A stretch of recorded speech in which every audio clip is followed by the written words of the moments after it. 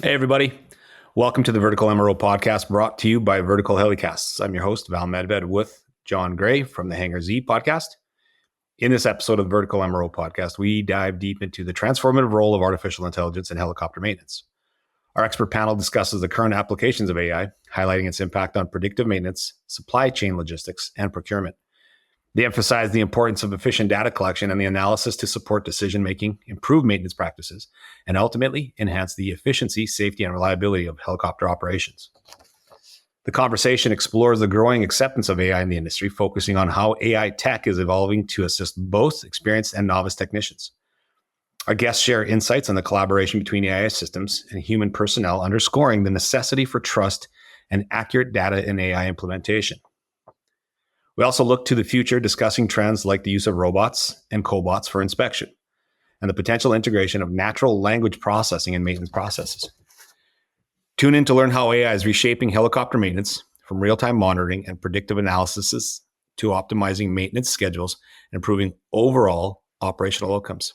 Plus, we wrap up the discussion with a fun debate on whether pineapple truly belongs on pizza. You know where I stand. Don't miss this engaging episode on the future of helicopter maintenance and the exciting potential of AI technology. Special thanks to our sponsors for this podcast, Rotorcraft Repair and Manufacturing, and Safe Structure Designs.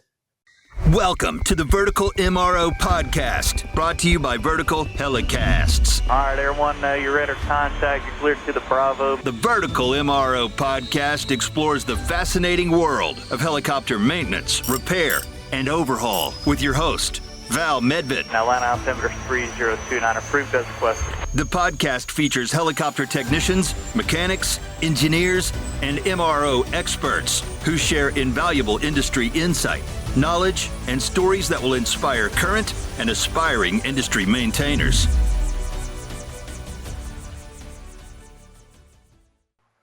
All right, welcome back to Vertical MRO. I'm Val Medved, your host, with my co-host kicking back. It's been a minute since he's been with us here. Say hey, John. Hey, Val. How's it going? Good, buddy. Good seeing you in Houston. Yeah, that was awesome. A little warm for my liking, but a little sweaty, yes. But it was still fun. We had a great time. Oh, yeah. Yeah, we had a great time. Good show. Law enforcement show is always a good one there. And having a chance to kind of sit down with you, my friend, with a couple of brews and some good food, it was always a good time, my friend. Yeah.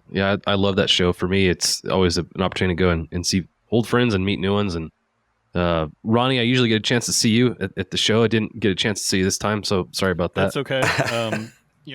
Houston is about more than just the H in Houston. It's also about the heat as you experience. But even worse than that is the humidity. And even worse than that was the hurricanes. So, it's all about the 4 H's in Houston. And luckily you only the 4-H club. Luckily you only got 2 of the 4 while you were there. So very, very nice. Very, very nice. Well, to preemptively here, John introduced one of our guests of this. We have this is a VMRO first. We have a panel of guests basically talking about something that our Lisa Gordon wrote about in one of the last articles here in Vertical Magazine about AI and where we are with it in our beautiful industry of helicopters here. So we have 3 very distinguished guests joining us here today for a panel conversation with John and myself. And we've agreed here just before the show, I'm not going to attempt their last names. So we're just going to, I'll let them introduce their last names once we get talking to them. We have Faizan, we have Bart, and we have Ronnie. So I'm going to give you guys a chance here to kind of introduce yourselves and where you are and what you are to the AI side of the world and how we kind of came about. Just basically just a general introduction. We'll get into the weeds right away. So I'll start with you, Faizan. How are you, sir? Hey, thanks so much, Val. So I'm good and glad to be on this panel. So, for those of you who don't know my last name, it's Faizan Patankar, which is why there wasn't an attempt. I'm the CEO and co-founder of Amygda, and Amygda essentially came about because one of the things we noticed in the aviation space is that the maintenance and operations teams, right, the people who are responsible for the reliability and keeping, platforms safe in the air and moving people from A to B, these are the folks who couldn't really leverage the vast amount of data that these platforms were now starting to create, right? So more data doesn't necessarily mean it led to better decisions because, the human brain can't make a decision, a good decision in more than, 6 different dimensions, right? So you're now looking at platforms that are sending 4,000 different data points every second, and we are expecting humans to make a decision on the basis of that, right? Wow. So it's just, making a better decision with that is not possible. So what we are looking at is saying this growth in data is a great thing. How do we make sure that this, growth in data can be utilized, by the industry, by the folks who are working closest to the platforms, not data scientists sitting somewhere else, but actually by the folks sitting closest to the platform. And so Amygdala was set up to essentially take this vast amount of transfer data, and this is happening across different, sectors and industries, right? Use that to turn that into actionable insights. So we have more reliable, safer platforms out there. And in the future, we believe that this data might even play a role in things like the autonomous operations, right? When these machines, these platforms have to make decisions on their own. So that's what Amygdala was set up to do. And we are OEM independent because we believe our customers have different platforms, different suppliers. The data is not standardized. There's generally a lack of communication between these things. But in the space of AI and ML, these problems have been overcome ages ago. So that's what we are bringing into the aviation sector. My history, my background is in aviation, but with fixed wing in aerospace with Rolls-Royce. We won't hold that against you. But then I took the leap up into rotor. But yes, what we notice is, engineers everywhere are trying to do the best they can with the tools they have available. And it is time that we help them and support them, with tools that generally don't focus a lot on them. So finally, after 10 years, we feel like AI is cool with the folks that are responsible for keeping these things up in the air. Right. So it's an assistance to the human factor side of it with AI kind of generating those probably in those critical time situations that they can assist the human side of it. So good job on that one. Well done, sir. Thanks. Yeah. So that's about Amygdala. That's about me. I'm really looking forward to the conversation. Excellent.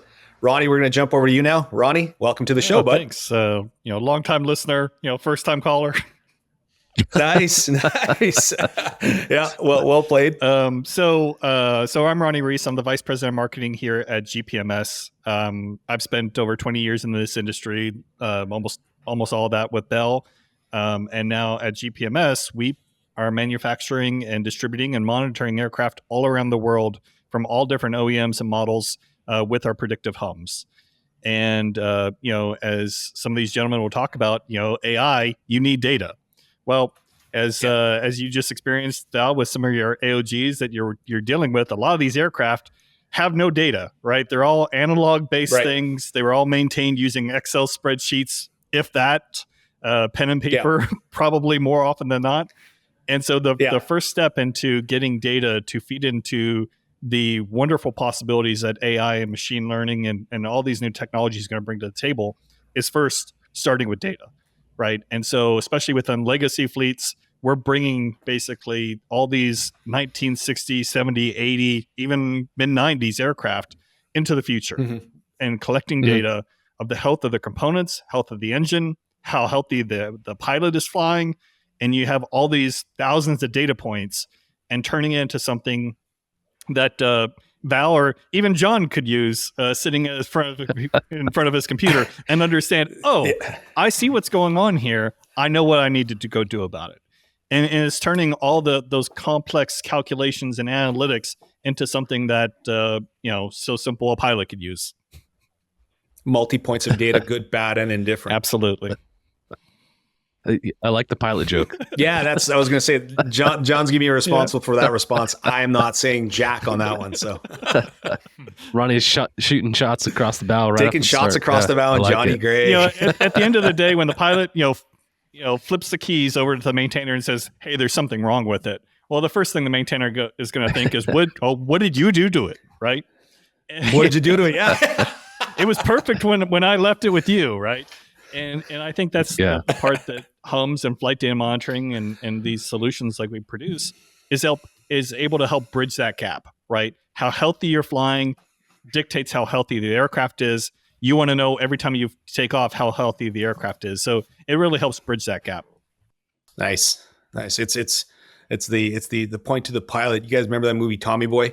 Mm-hmm. Where he backs the car up and rips the door off at the gas station. What did you do? That's John, right? So yeah, every time we come back, it was the worst thing when something is broken. You go like, "Hey, there's something going on," and like just the look of disappointment. It's like you disappoint your parents. We're all proud of you, buddy. We're still proud of you. Ronnie, welcome to VMRO, my friend. Thanks a lot for being here. And last but not least, Bart is about the only way I'll call him. I'll let him introduce his last name here. Bart, welcome. Thank you for having me. So I'm Bart Vredebrecht. So completely makes sense that you don't try. I don't want to butcher it. One. Yeah. So I'm the CEO and co-founder of Air Innovations. And at Air, we do only one thing. We do inspection of gas turbines with borescopes. So whether that's on a large airplane or on a helicopter or even in a power plant, we help you out when you do that. And people wonder, hey, why do we focus on that? Because it's one of those tasks where you are literally staring at the screen. You see the same metal piece fly by every time. You have to stay focused. And then the search for the needle in a haystack. It's painful. And what we do at Air is really try to use AI to spot those things that you might have missed. Really working as kind of this spell check for the human inspector. Working alongside of him or her to make the best inspection happen. Because in the end, the earlier you catch a defect, the cheaper it is to fix, better the efficiency of your engine is, and also the faster you can just go out there again. And that's what we're all about there, trying to get aircraft in any shape or form back in the air as quickly as possible. Well, you need to don't discredit yourself that much. You're talking about a needle in a haystack. You're talking about finding a needle in a hay field. So that's good for you guys for being patient on that, especially with the borescope kind of looking basically through a snake's eye to kind of go down some things here. So well done, sir. Well done. Yeah, that technology is really interesting. It reminds me on the mission side in law enforcement, Shotover's implementing similar technology in their camera systems. So if you're doing an open water search for a victim who may have drowned or is missing, they're using that same kind of technology. So I love that you guys are using these innovative ways to make the mission sets more effective. Yep. And in this sense, it's on the mechanic side. You're so hard to see some of those minute differences in what you're looking at. So to use AI and the power of computers to identify those, man, that's awesome. Especially getting into potentially a root cause of it. So it's if it could be a service bulletin associated or an AD associated, then you guys are kind of at the kind of ground zero of a situation that could possibly be happening. Exactly. And to add on to your metaphor with the search for the needle in the hay field, for the matter, you have to imagine some of these defects are only visible for like 0.3 seconds, which is the same as blinking your eyes. Mm-hmm. So it just makes sense to have AI there as a backup, as a safety net. And I think really the most important thing is making sure that you don't focus on doing the things that humans do great. Try to enhance what humans are bad at. And that is doing these super quick inspections. It's a great balance. Right. Bart, what's your background? Where did you come from as well? From like Faizan and Ronnie talked about theirs. Where'd you come from as well, sir? Yeah, I'm a bit of not one out here, I feel. So my background is actually in AI. So I studied it back in 2010 before the whole hype cycle started and everybody started talking about AI. So when we launched the company, actually, we didn't call it AI because when we would say AI and aviation, everybody would be scared completely, which makes sense. Right. And nowadays we are out there, basically showing that AI can make a huge difference for everybody. We have some groundbreaking pioneer here, John. It's just like this is some good stuff. Yeah. The three of our guests here, you guys are all very well respected, and like you're kind of at the pillars of this. Also, congratulations for kind of having the patience to kind of see this through, and now being a little experienced where everybody's just kind of getting caught up to it now, because every time you mention to AI to somebody, it's like, oh, chat GPT. I'm like, kind of like that. Not really, but like kind of like that. So it's interesting. I feel like the general consumers of AI, what you call chat GPT or something like that, are just now, I think, becoming familiar and understanding how that technology may enhance their lives. So while it's been in existence for a long time, I feel like people are just kind of starting to wrap their heads around how this stuff works. So You guys have been digging into this data for quite a while, so pretty neat to hear the experience and expertise you guys have on that. Yeah. Yep. 100%. So we're into this now here, guys. And like I said, this is where the man meets the machine, mergers of magnificence. Try to say that real fast. So you guys have done this all. And again, this was all written about very well by Lisa Gordon there with Vertical Mag, talking about all the application into the hum systems and overall kind of having the data points and good, bad, or indifferent, as Ronnie mentioned here. Multiple data points, and then with Faizan managing all that, that's you guys. I'm going to let you guys kind of brag about this here, but we're going to ask you a couple of questions as we go along into this panel here. What are some of the current applications of the AI and helicopter maintenance that you find, particularly impactful? Go ahead, Faizan. Thank you to our sponsors, Safe Structure Designs. Safe Structure Designs specializes in custom aircraft maintenance stands and hangar equipment, boosting hangar efficiency by 50% and enhancing technician safety. With over 20 years of experience alongside real-world aircraft technicians, Safe develops industry-leading ergonomic safety solutions. Why not take advantage of Safe's free custom design process for your safety and efficiency needs, and let them create your ideal solution. Visit www.safe-2.com to learn more.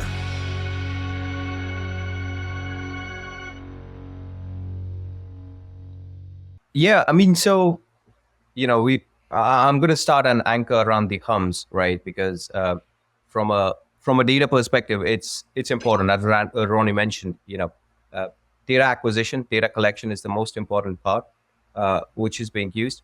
But then I think when folks started collecting data, there was probably one use case in mind, or they were going after, what decision do I take? I think what we are finding now is some of the focus around, logistics and supply chain in the last 4 years, that's people are now starting to think about it a lot more as disruption as mess things up. So, for example, one of the applications of AI is, yes, maintenance, like predicting what maintenance needs to be done. But in a way, there's no point in doing that maintenance if you don't actually have the part available. Not that you don't need to do the maintenance, but the real ask is if you get down to okay, we need to do something to keep this, platform reliable, but the part's not there. So it's like, okay, well, then how do we increase the lead time so we get an idea of the parts itself? And are we now suddenly starting to predict when maintenance is needed, or are we predicting that the trends of the parts being utilized are more, right? So maybe there's a larger end of life. A few parts are coming at the end of life at the same time. Somebody would only be going through it if the parts reduced, or somebody could physically see that hey, there aren't enough parts in the let's say in the warehouse, right? But now what we're saying is previously you needed 4 weeks. Now you probably in some cases need about 6 months, right? What do? Do we send people into all the warehouses and go have a look, or could we use AI to say, actually my parts are at this level, looking at the trends, I can forecast that some of these things would run into an issue. So, the maintenance is probably 6 months away, but I need to order the parts now, right? So that's in supply chain and logistics. Some of the other AI applications around unstructured data are playing a part in procurement, finding, compliance and risk issues. The world is changing, right? Where supplies and things like that. So things that would previously take manually a lot of time to do. And I know we speak about maintenance, but no, in a way, nobody wakes up to do maintenance. People wake up because they want to fly that helicopter from A to B, and everyone is working towards that, right? Whether that's in procurement, supply chain, even legal in some cases, fuel, resources, crew, everything. They all have one action, which is we want to fly from A to B, right? So when we work backwards, we realize that there's a lot of manual things, and try taking a bit out of each one of them, and cumulatively that efficiency improves. But supply chain, logistics is where we are seeing a lot of benefit. Obviously, and I don't know how much people know, but predictive maintenance has been spoken about for a while.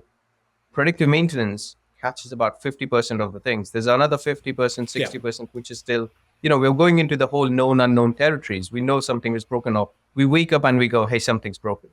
And it's like, okay, the human mind, we didn't know how that would happen, but with a lot more data available, you see there are precursors to those as well. So it's going after the other 50%, which is what we see a lot of our customers now focus more on. And there's a tangible reason for it. More than 50% of the accidents happen in unscheduled maintenance because you're now rushing into doing something that wasn't planned for, right? So there's huge impact, and what is a larger impact than saving lives? So just thinking about these matter as much, not just sending people next to complex machines and saying go do maintenance. That is not the idea of predictive maintenance. It's much more than that. It's what we think. Bart, look like you kind of you're you got a couple of things to say about that one. It's all that 50% is a big gray spot, like you said, for tackling that other half of that 50%. Bart, go ahead. Oh no, the 50% is huge. I was actually nodding along quite nicely also on the portion where it's all about getting people the right information to actually get insights at the right time. Because I think I hope that we will get to in the discussion as we go along. What most people don't realize, AI in all of these solutions is this tiny part of a bigger picture. If you just do AI, you don't have anything. It's all about what data can you get in, what interface do you build around it to make it accessible and work with the human.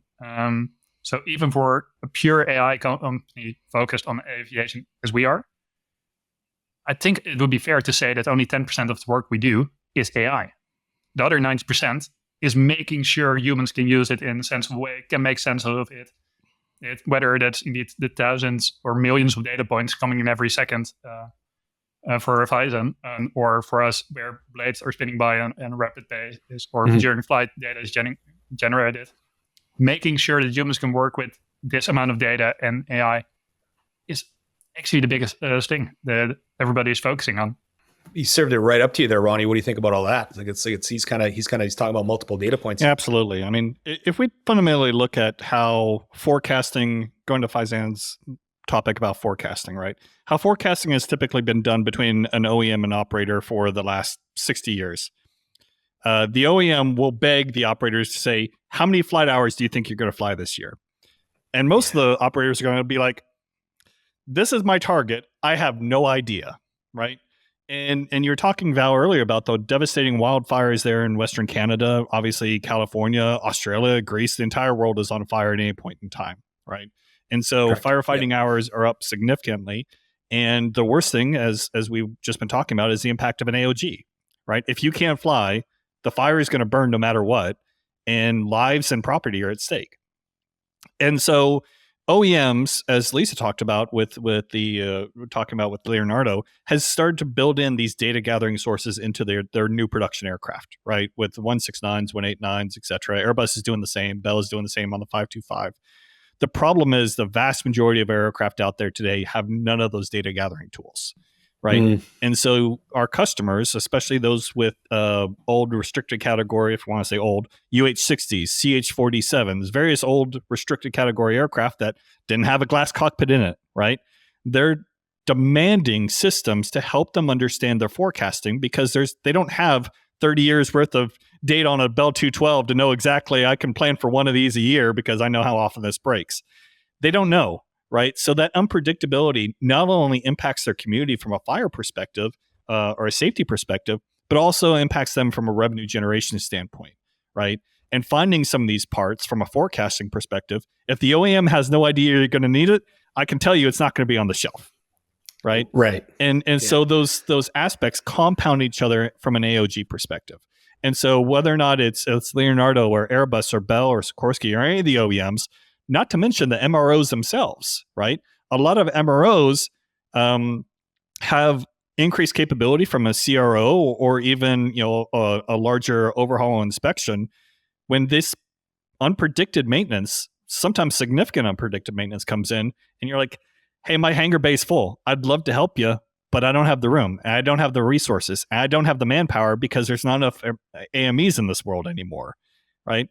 All this is compounding each other on top of each other to say, we need more data now. And as Bart was saying, we need it to be very understandable for anyone to understand.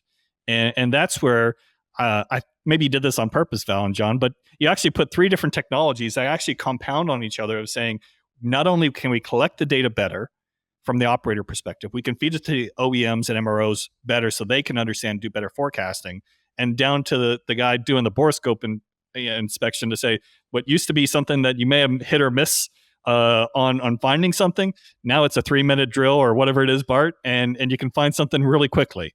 And so these technologies are helping the industry as a whole, and operators are finally starting to see that, hey, the ROI isn't necessarily that I saved money from a bearing to a gearbox. It's also I saved my community because I was flying, and I was making more money because I never missed a flight. The other part of that is going to be your KPI as well, to your key performance indicators that are kind of indicating just exactly that. So it's you're on target 100% by that. You brought up the shortage of AMEs, and I think this is a good point to talk about that. Mm-hmm. When you've got a shortage of personnel, the only thing you can do and ask of the personnel you have on the floor then is to be more efficient, to do things faster. And the only way that I can see to do that is through the use of the technologies that we're talking about. The borescope part that you've got.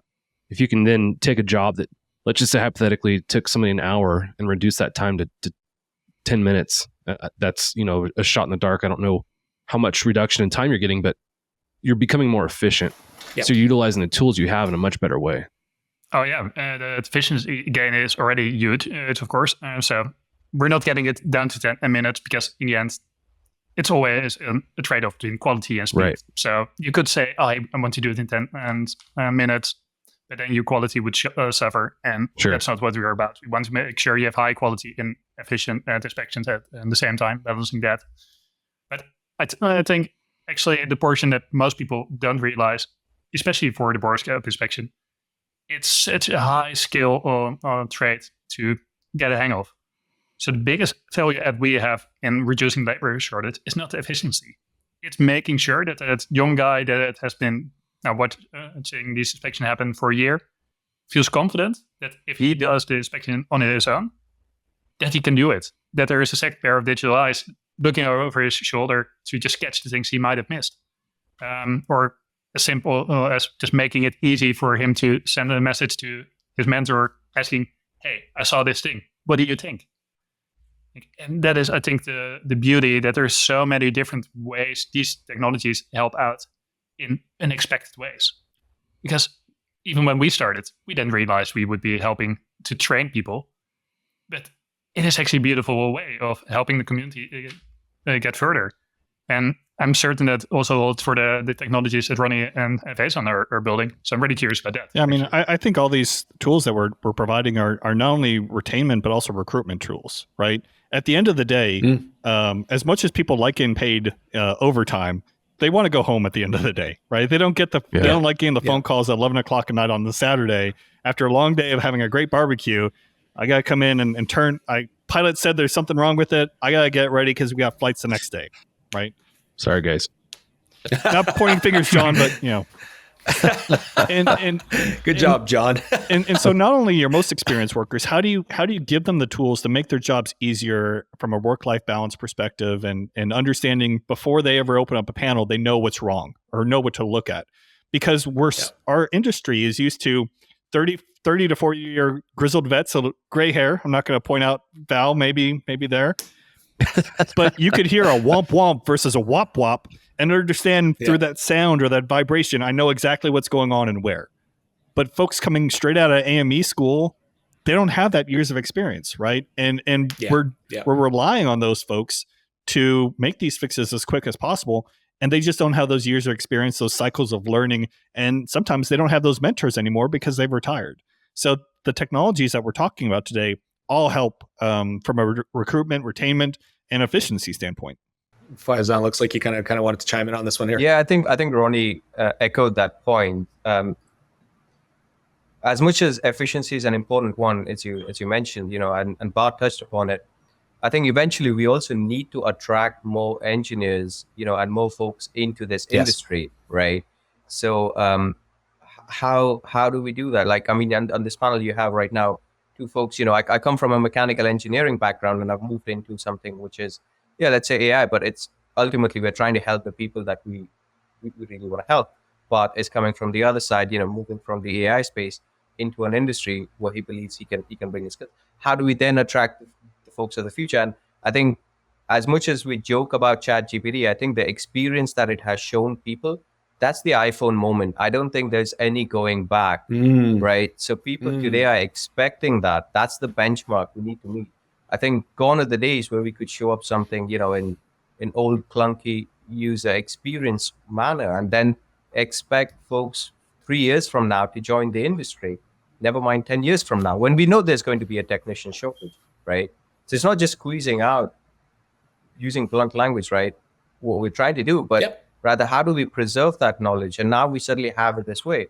The one point I will add is, and I think, this is an opinion, but I think sometimes it really bugs me is right now, knowledge understands the difference between the two different sounds, right? There's no way I'm going to mimic Ronnie's expertise in whamp whamp and womp womp.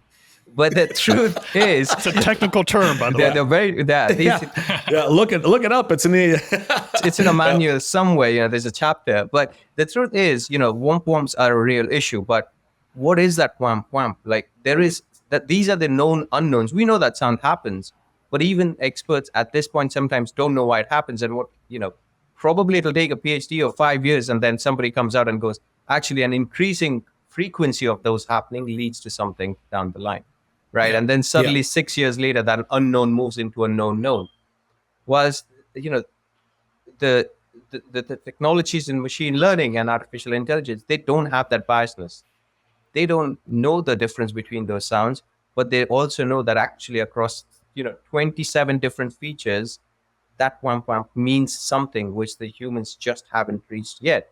Right. So how often do we see a system or a platform that's maturing and then 8 to 10 years into its service starts having these issues which are happening for the first time?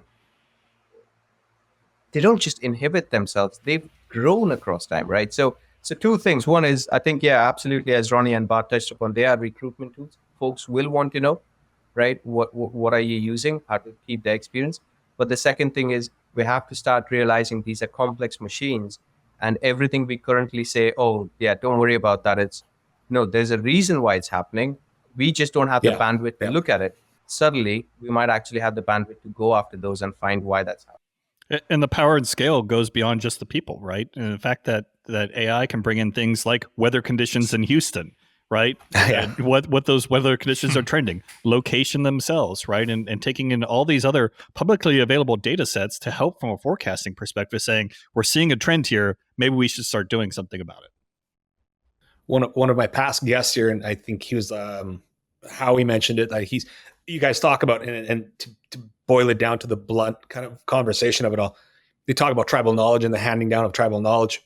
And he stated in one time, he'd go and feel the helicopter. Well, that's experience coming into you, right? So he'd feel the helicopter upon ignition, upon a rotation of blades and so on and so forth. Okay, this feels great. That's a touch. But you're right. You can't coach that, nor can you kind of expect that from somebody especially coming into as an AME spot. Like, oh, touch the helicopter. Why am I doing that? Like, it kind of now goes to the AI sector of it all, where it's like, okay, Ronnie, you said it's operational in high humidity or low, at sea level, so on and so forth, high altitude. It's going to operate differently at different altitudes, right? So you guys, you touched bases on it completely there. Completely. And the AME sector is a diminishing sector. And I can speak probably across the board here when it comes to the rotor and fixed wing side of the world. Unfortunately, it is a diminishing Every sector. trade show I go to, HAC, Verticon, APSA, AMTC, everywhere, they're all saying the same thing. How do we recruit and bring people into this and show them the technology, right? And helicopters are freaking cool, right? But at the end of the day, I don't want to walk into my first job and see binders full of paper on the wall and say, have at it, figure out how to fix my helicopter, right? I want to see one little iPad sitting there with items and SD1000 and borescope and all this other things saying, my life is going to be a lot easier than it once was. Yeah. Yeah, and you know what? We can laugh about it here because, like you say, the gray grizzled stuff now is because, I myself, I'm not near an expert as what you guys are, but like you say, the gray grizzledness does give me a little bit of experience there. But like, the old guys are laughing in the background, like, go get it, kid. those manuals are yours. Go change that wiper fluid while you're at it, right? Yeah. Blinker fluid. Yeah. Blinker fluid. Yeah, blinker fluid. You need to go check the flux capacitor. It kind of in some ways feels like we're on the ground floor of introducing this learning technology into aviation. But you guys have been in this for a while and know that we're not. Are you seeing the broad adoption of these technologies and this mindset across the industry, or what are you guys seeing from that? Thank you to our sponsor, Rotorcraft Repair and Manufacturing, manufacturer of DSX, Dragon Skin Extreme, an FFA-approved rotor blade leading-edge erosion corrosion protective coating with a proven record of durability in harsh environments like sand and rain. Contact Seth at rotorcraft.biz and stop wasting money on other so-called erosion coatings. Yeah, so on the adoption side, I think you have seen over the last, basically 9 years that we have been doing this, really this trend of people getting more open to the ID. And now I think we're at the threshold where suddenly people are like, oh, hey, it starts to become almost no-brainer to use this technology. That's, I think, a really nice part to achieve. I think, however, that it's also the moment where we will see, hey, what are the issues when we introduce these technologies? So I think one of the hurdles we went through is what everybody calls false positives. So false detections that we're saying, oh, hey, this is super interesting. You should have a look at it. Well, it's just a piece of tape or whatever. Or that, yeah, it looks odd, but every human knows it's not an issue. And if you have too many of those, trust in the technology will go down quickly. And I think that's going to be, for the coming years, basically the biggest hurdle for any AI application in the adoption cycle, making sure that we deliver what we promise and that we manage expectations. Because, for predictive maintenance, I think it was mentioned, 50% we don't know what it comes from. Yeah. We won't solve that 50% and in a year. AI is not magic. I think that's the biggest thing I always want to repeat. It's not going to change the world immediately, but if you look 1 year forward, probably you won't see that much change. In 2 years, probably also not that much. But if we skip 10 years, the industry will be completely different and will be super gradually happening. So maybe I jump in there because you just talked about 10 years, right? 10 years ago, Bart, you were saying that you didn't want to say even the word AI because nobody understood what the heck that mean and they were scared about it, right? And now 10 years in the future, technology has fundamentally changed. The language learning has adapted, the algorithms have adapted, the processing technology has adapted. And, it's actually kind of the same way in the hum space, right? Hums has been around for 20 plus years, really within the offshore market. Everybody knew it was heavy, it was expensive, it failed a lot, but they had to have it to meet a contract requirement.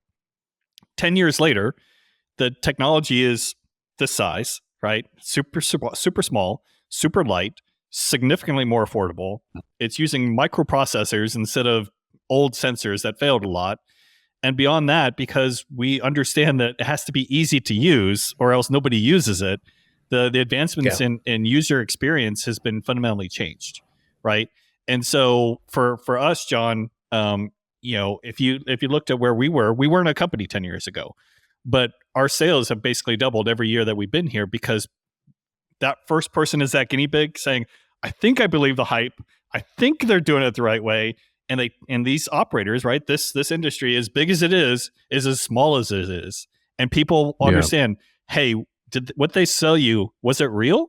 And the answer is yes, right? That they're fundamentally seeing transformational differences.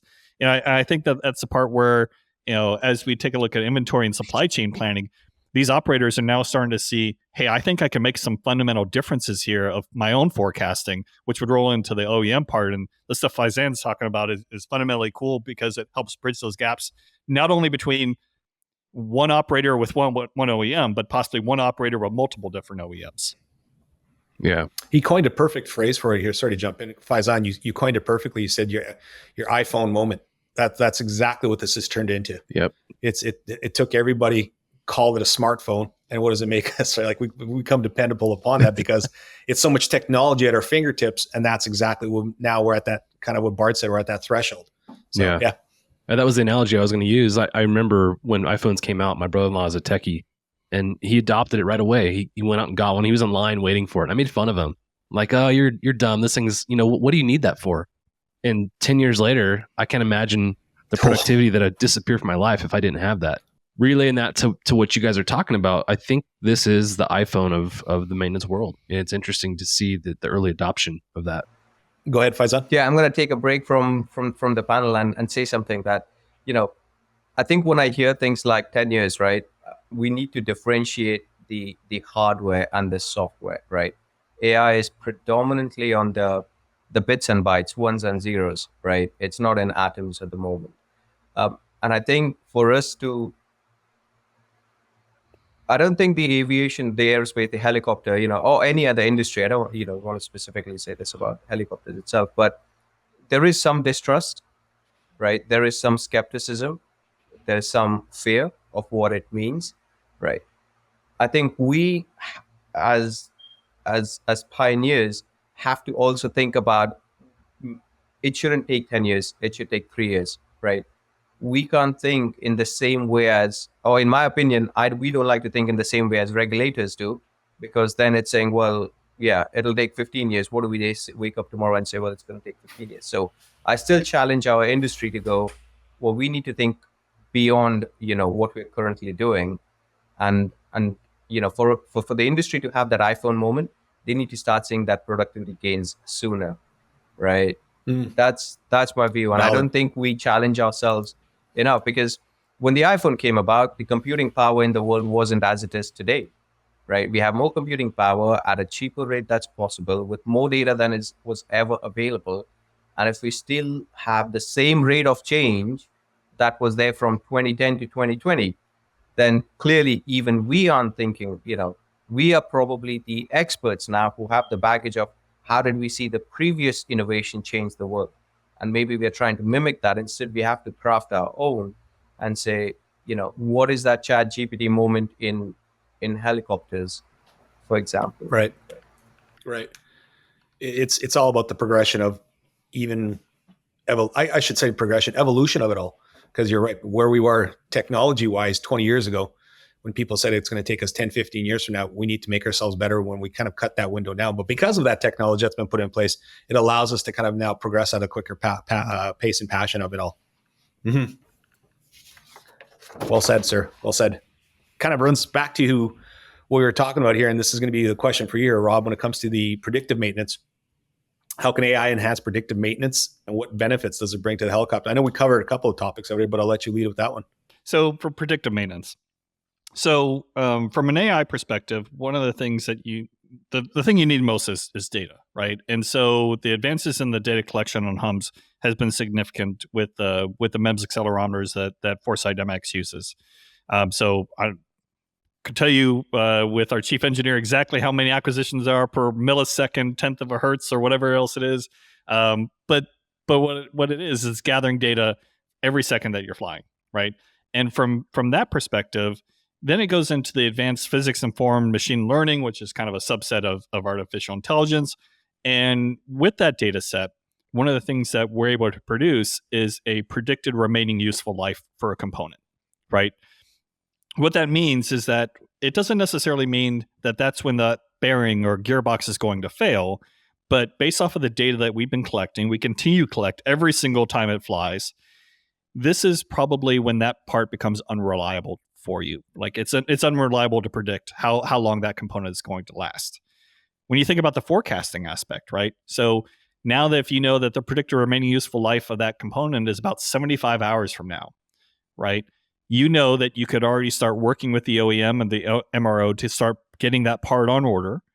You can start taking a look at your already planned scheduled maintenance events, and maybe you have a scheduled event and a scheduled inspection in 25 hours.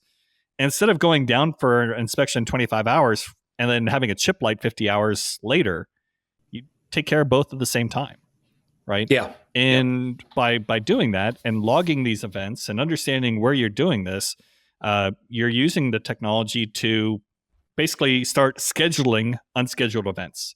And when you're able to do that at a bearing level instead of a gearbox level, not only is it going to be a significantly cheaper event, but it's going to be a lot faster, and people are going to go home a lot sooner at night when they're doing that. So these physics informed machine learning AI is kind of where HUMS is at the precipice at. But when you start pulling up to that next level of like, now you have fleets of helicopters with HUMS, now you're starting to go to that next level up about really where does this power come from a forecasting perspective across the entire rotorcraft supply chain. Yeah. That's you're beating on my drum on that one there when it comes to planned and unplanned maintenance there. So it's to have that predictability and scheduling when a helicopter does need to come down for a unit, and it could be a potential unit it's in a few hours away from difference there, and a notification light comes up, that would make any planner's day / year / life easier. Bart, go ahead. You look like you wanted to kind of chime in on this one. Go ahead. When Ronnie is explaining it, as me as an AI engineer, one of the things I'm thinking of is how do we know that we're not doing maintenance events that are not needed? Because of course we're predicting, hey, when is it become unreliable? But that doesn't mean it will break in X. There are definitely many ways out there to resolve that, but I'm really curious how Ronnie and his team actually resolve that. So there's the aspect of when it comes to different components, right? The sensitivity of this hardware is able to measure not only to a bearing, but actually the different parts of a bearing, right? Because through the vibration aspects and the advanced math that's been really coming along within the last, call it 10 years again, right? Has really able to help us understand, we know how fast everything rotates, how many different parts are in that bearing, the different speed that those rotations are happening, but also the bearings and other bearings in that same hub or gearbox or whatever else. That one sensor, where you may need 6 or 7 before, that one sensor can actually do the detection of all those different components and subcomponents based off of the advanced analytics that it's able to have. So that then tells the maintainer, hey, this is where we see the problem, as well as based off of the historical vibration analysis that we have, it's either likely due to an imbalance, a misalignment, or potentially if it's the outer ring of the bearing, that's probably not something that's going to get better, right? Based off of all these different learning experiences that you're able to get in and continue to evolve the analytics and the methodologies, it becomes better. But at the end of the day, the system doesn't tell you everything, right? You still have to have that touch, feel, learn, look, coordination with the OEM, because that's where these years and years of knowledge that are not in any algorithm today to really understand, this is where I'm at, this is where I want to be at, and this is the acceptable level of risk I'm able to take from my airworthiness, right? We have to put all this data that we're collecting into our safety management system to say, I understand the risk, I understand where I'm at, I understand where I want to be at, and this is what I'm doing about it. And so at the end of the day, all the systems that we're all talking about have that human factor into it of, I know what the data is telling me, I have this extra experience, how do I lay these on top of each other and make good decisions? Yeah. Bart brought up the idea of false positives earlier. Is there a way through your guys' software running, for example, that you can, if you do have a false positive, notify the software, if you will, that there was a false positive, so it can continue to learn from those false positives and avoid those in the future? I mean, there are ways to basically say, like, these are outliers, like, ignore this data. But sometimes, again, with some of this, when you're dealing with technology, there's a human element of trash in, trash out. And so sometimes what we see, and we find it almost immediately, is that we certainly see a huge spike in, let's say, a tail rotor blade or tail rotor gearbox or whatever else. The first thing we don't do is just say, oh my God, ground your aircraft, right? Stop what you're doing, stop flying. The reason why is because most of the time, if there was really that bad of an error, the pilot would automatically know between chip lights or vibrations or whatever else, right? Feel, yeah. Yeah. What we do and what we encourage our customers to do, but this is where the interconnectivity of all these technologies can come together, is that let's say there was a 300-hour inspection that day.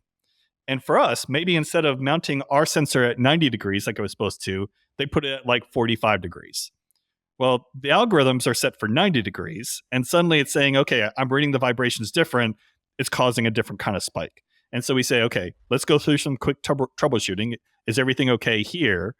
Oh, no, I had to do this. Let's change that. Let's go do a quick ground run. Everything's good, right? There are ways to do some human touch troubleshooting because the system won't necessarily know everything that you're doing from an outside perspective on it.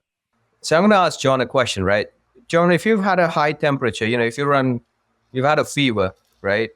There are times when you would have gone, oh, maybe I'm going to catch a cold or something like that. You wake up the next day and you're feeling fine, right? It's a false positive in the context of you didn't catch a cold. But deep down, you had a fever. There's something your body was fighting. You just don't know what. We don't know what. And, there's no way the doctor's going to know what. I think too much or too long in aviation, that's been labeled as false positive and forgotten about. Because we've been very specific and said, hey, probably John's going to catch a cold the next day. It doesn't, and we say it's a false positive.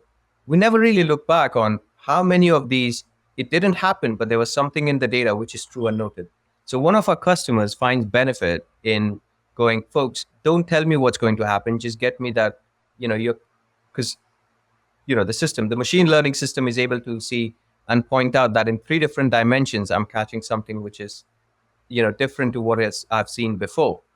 It doesn't label and say, I know what's going to happen, right? And they're finding value in it because they now have that time to look at some of these and go, something's happened. So I think, false positive is a data scientist term. It's a statistician's term, right? Which we inadvertently labeled it in engineering and brought it in. It's an opinion, but the truth is there's something in that data that has happened. False positive is only in terms of an outcome. You have a tail strike, temperatures go up, fair enough. That's a false positive because it's not a compressor failure or a gearbox failure, right? But the truth is that the temperature went up. What it should be is possible lightning strike. Right? So it's true and it's noted. And eventually maybe 6 of these happening across 5 days would lead to an issue somewhere else, right? So I have this running argument with the industry that what we're labeling false positives and ignoring add up to something we've just never had the time to look up and say what that is. So I know everybody's now, we should have as few false positive as possible. And all the industry is doing is suppressing some of the truths, which we just can't label because our human brain hasn't yet seen what that leads to. And then when it happens, people go, oh, it had first of a kind issues. Like, what's the chain effect? What's the down chain effect? Yeah, of it? I mean, at the end of the day, like when you take a look at vibrations in a helicopter, they're going to be up and down and all over the place. And so for us, outliers are outliers, but what we care about is trends. I think what you're saying, Faizan, sometimes, and I think that that's completely true. Outliers are only outliers unless they're part of a trend you actually can't see. There you go. And that trend is something that our brain power says, okay, these are, as you were saying, these one-off type things, but maybe there's those one-off conditions that happen more often than we're actually thinking about. Not quite necessarily making it to particularly the tech's touch, tech's experience, but it could have happened someplace another time, and that AI would kind of designate that as potentially a problem down the chain. Yeah, it is. And one of the points Ronnie touched on is physics-based modeling, and I think in predictive maintenance it doesn't, because it isn't as cool and glamorous to talk about what is physics-based modeling and what isn't. But in one, what do you mean? That's cool as hell. What are you talking about? But in physics-based modeling is, as far as we go back, it doesn't matter. But it's essentially what the human brain knows, right? What's been passed down and as knowledge. With one of our customers, we've actually found a case, and they have since incorporated that in their monitoring, which is showing something that even the domain experts, the subject matter experts in that specific component, at the helicopter company, weren't aware that happens. It wasn't designed for it. It was that there wasn't a monitoring in service, And suddenly, I wouldn't go as far as saying we're challenging what the physics-based system says, because those are fixed laws. Those are not being changed. But applied monitoring is also a lot on, this is how it works, or this is how it sounds, right? So I think in predictive maintenance, few years from now, we will have physics-based knowledge, but also AI-based rules, which will be like, this is not a domain expert recommended system, but here's what looking at 4,000 different parameters across a second leads to. Right? So people should think about where it's coming from, because as knowledge reduces, that physics-based knowledge is also reducing. So what do you do for platforms, a few years from now where you don't necessarily have that knowledge? Anyways, deep topic on that one. Great topic. Great conversational points all the way, boys. Well I'm done. just a pilot, so this above my. What did you do, John? What did you do? Yeah, when you said you were gonna, you pointed me out, I thought I broke something. I got nervous. Started sweating underneath the hat. I should have been kinder, but yes, yeah. Also, I hope you don't get fever or a high temperature or any of the. Thank you.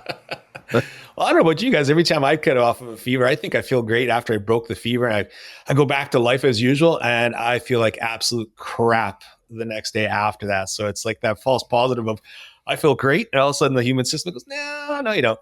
No, you don't. Go back and lie down for another couple of days. Thanks, Ron. That was a great deep topic there. Looking at all that now I'm going to go over to you on this one, Bart. Data utilization. Types of data can be used in AI systems and helicopter maintenance, and how is that data analyzed?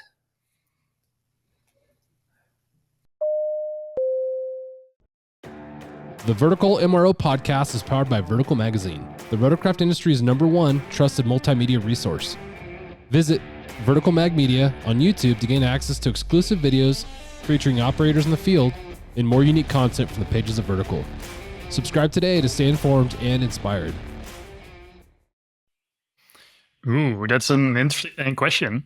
So I think in the end, the biggest mistake people can make when looking at AI is looking from the perspective, oh, hey, I have data and I want to use AI. Look for a problem and then see whether AI happens to be a good solution to it. So I would really warn everybody listening, don't go out there, collect random data and train AI models. It can be fun, but you won't get any value out of it because, as Ronnie also mentioned earlier during the show, garbage in is garbage out. If you have garbage data coming in, you won't get anything useful out of it. So to actually make that really concrete, is when we started out with this AI for borescope inspection, we got the offer to just analyze 20 years of borescope footage that they collected at several MROs. And they were like, oh, hey, you have data here, go train something. And if we would have done that, we probably would have spent millions on just getting that data labeled, structured, and it wouldn't have worked. And why?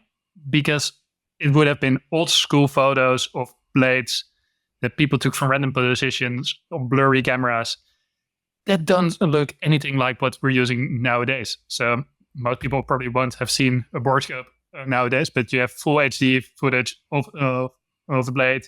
You have cracks that you see into sub-millimeter levels. You didn't see those 20 years ago. So if you train your AI based on that data, you will have a terrible time. But if you already see, oh, hey, I have an issue. Now, in our case, the borescope inspection, it's time consuming. Mistakes are getting made. Slowly figure out what are the hurdles. And then start collecting data in the field. Get that real-time data. And basically, ideally, set up this almost kind of feedback loop where you're collecting data, training it in AI. The AI is learning from what it does well, what mistakes it makes, and then it improves over time. And that's actually what we do nowadays. We have now, I think we're at 12 different MRO shops that are using our technology on the daily. So inspections are coming in pretty much any time of day. The AI is learning from it continuously and improving continuously every time it makes a mistake. So if there's false positive and the user lets us know, we learn from it. if we spot something and the user tells us, hey, you did a great job, the AI learns from it. And that feedback loop makes it really powerful. And I think that is really where AI becomes extremely useful. I have no clue whether I actually answered your core question, but I always like to really go into this portion where it's always good to think about, first, what's my problem? How can I solve it? Don't go running around like crazy.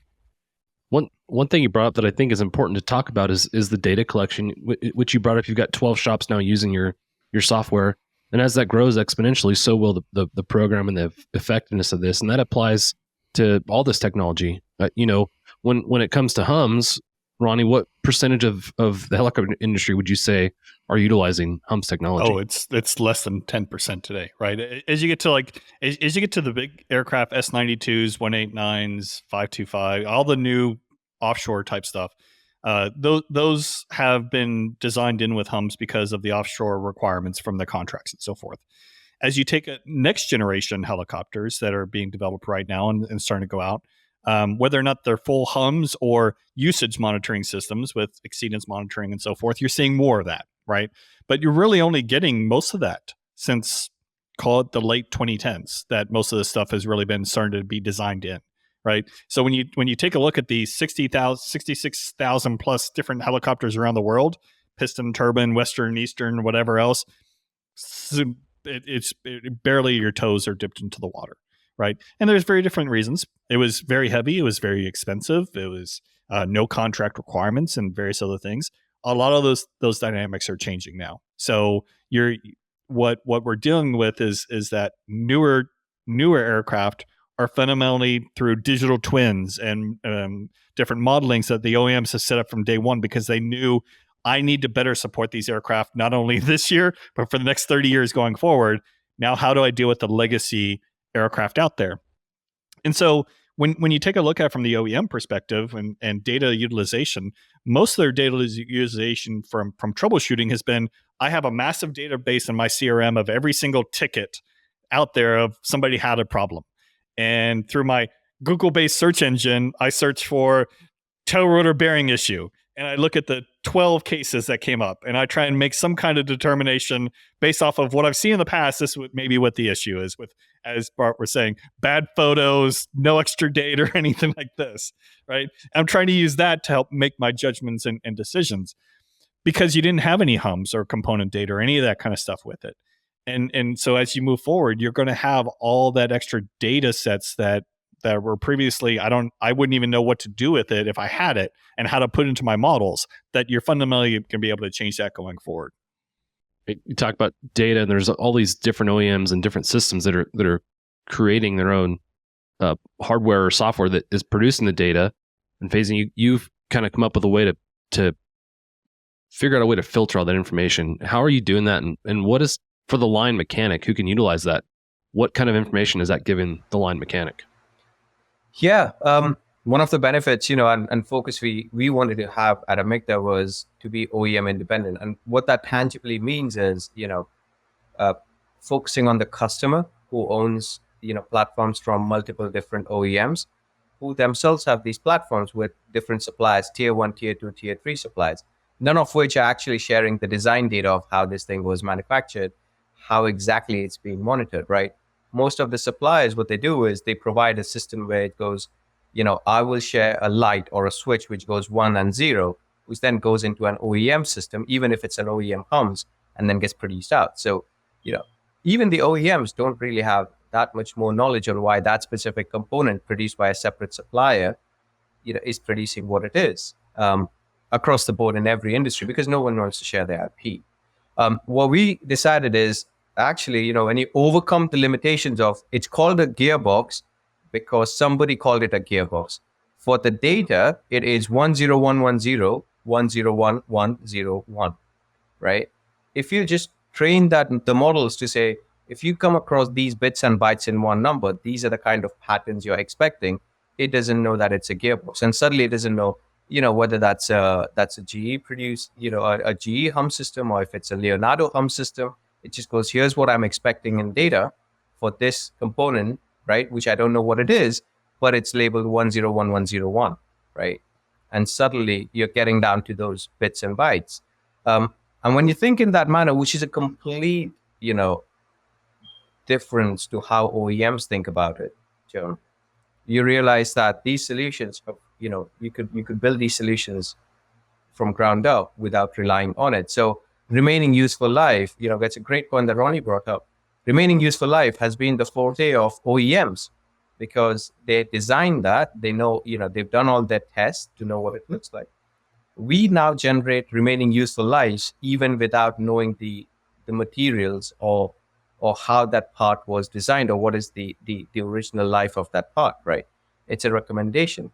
So the way we do it is going back to the basics again, taking those names out of components and saying, this component is 10110. Gas turbine is a jet engine. Gas turbine is what powers generators in coal-fired power plants. Gas turbine, to tweak slightly, is an engine that's running trains in some cases and submarines on the others, right? They're all labeled differently, but for the model, it's like, I expect, these are the thermodynamics that I'm expecting out of this machine without it even calling thermodynamics. So that's how we've overcome, that issue on standardization. And you might think, wow, this is AI and it's machine learning, but Adobe did this years ago. When you extract data in a PDF format, it doesn't matter what the underlying format is. It's telling the machine to read it in this format and display it on any computer that is now, using that to display it. It's still a data format, but suddenly they've overcome the proprietariness of Google Docs or Microsoft or Apple Notes. So examples exist. OEM independent solutions are just about starting to take off in aviation, and that's how they're done. I hope that answers your question, John. Yeah, looking for like the mechanic who's maybe new out of school and is introduced to your product. What information will be provided or can be provided for this mechanic, and what does that mean for him? Sorry, I didn't even touch on that part. So from a mechanic perspective, right? Right now, instead of reviewing all of the data or just getting a card which says go do this maintenance, they can log into a software, view that there's an alert or a notification, right? With that alert, we focus on explainable AI. It's another deep topic, but very simply, actually it's not a black box approach.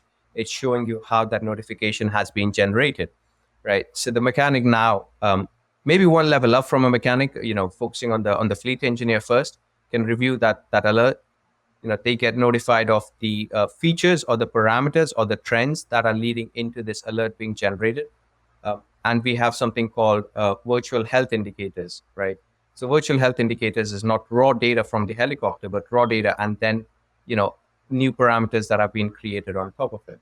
So they get an exact link back from here's my alert, and I can link back to what are the actual components or the trends in those components that's leading to this alert, right? Using that, they can do some analysis. So, for example, are there any other alerts open on this platform, right? Because then, as one of the points Ronnie mentioned, I believe is you can then say, actually, there's another one of these which is probably coming in a couple of days' time. You might want to go have a look at the same time. So they get these. This isn't for, I wouldn't say there's the bit that we focus on a lot, John, is how do we take a lot of this, analytical outputs and convert that for a service engineer to do. It helps that, me and my co-founder, we were service engineers ourselves, right? And then we worked backwards by doing MATLAB modeling, then VBAs, and then eventually realized you could get to the source much faster. But, we're also attracting the service engineers and technicians of future where they really don't want to walk around with paper copies either, right? Also, they don't want to go through 11 chapters to find out exactly what is wrong, because the previous 10 chapters is just saying, yeah, not wrong, not wrong, not wrong, right? So here it's almost like get to the 11th chapter because these are the things that we believe are what's wrong. And then beyond even touching up upon, even within the chapters, we now found out that they have workflows to do. When sometimes it's the step number, 27, which is important. So the amount of data gathering that's available now through a lot of these systems is just exponential more than what the OEM had when they developed the helicopter, right? In many cases, if you ask the OEM, is my bearing good or not? The answer is it making metal? No. Keep flying. Right? Then it's good. Does it vibrate or sound different? No. Keep flying, because I don't have any thresholds that were developed during the development of that aircraft to say, this is the threshold of this bearing. It has to measure X, Y, or Z, G's or IPS or something like that, because they didn't have that level of data capability.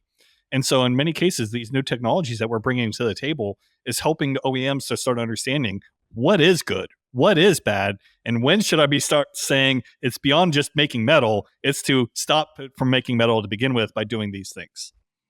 Excellent. That was John. Good question on that one. Kind of had everybody. Well, I think, we talk about the availability of the software and hardware to the overall industry. And I think most folks probably do not have access to it, and maybe have theorized what it might mean to them in the shop, but haven't really seen it. So it's interesting to hear some of the potential applications and what it can mean for the overall availability of the aircraft for the fleet. Well, to Ronnie's point earlier on too, though, like when you're talking about like a 10% usage throughout the world, you're having a lot of 2, 3, 4 ship operators and you're talking platforms that could be 40, 50, 60 years old. And the investment into that type of technology might be a little overwhelming at that particular point, but eventually it is going to be needed and desired. Yeah. Yeah. That overall availability of that is I think, like you brought up, most new aircraft are being built with these sensors and data producing technologies in mind. So as we go forward, this will become more and more a part of everybody's performance, what they do on an average day. In my hangar, the mechanics, I call them mechanics, AMEs, technicians, their toolbox is outfitted with a computer system now. You look 10, 15, 20 years ago, it was just a toolbox. On top of the toolbox was a place for parts. And now it's the data hub for what they're doing. So it's pretty neat to see that transformation. Stand by for a message after a word from our sponsors. Thank you to our sponsors, Safe Structure Designs. Safe Structure Designs specializes in custom aircraft maintenance stands and hangar equipment, boosting hangar efficiency by 50% and enhancing technician safety. With over 20 years of experience alongside real-world aircraft technicians, SAFE develops industry-leading ergonomic safety solutions. Why not take advantage of SAFE's free custom design process for your safety and efficiency needs and let them create your ideal solution? Visit www.safe-2.com to learn more.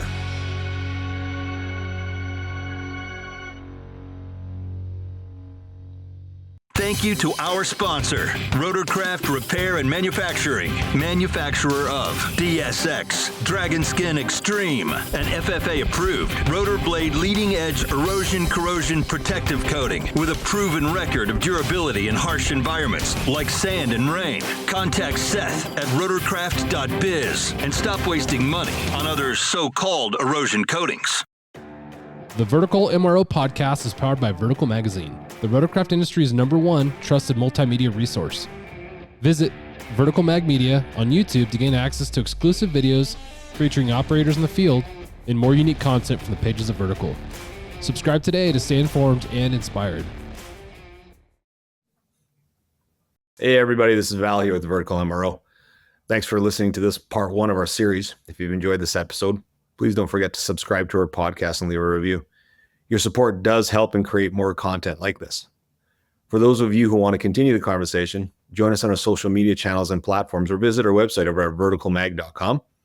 We'd love to hear all your thoughts and questions about today's topics. Until next time, I'm Val. This is Vertical MRO. We'll be seeing you. This has been the Vertical MRO Podcast. Join us next time for another edition of the Vertical MRO Podcast, brought to you by Vertical Helicasts.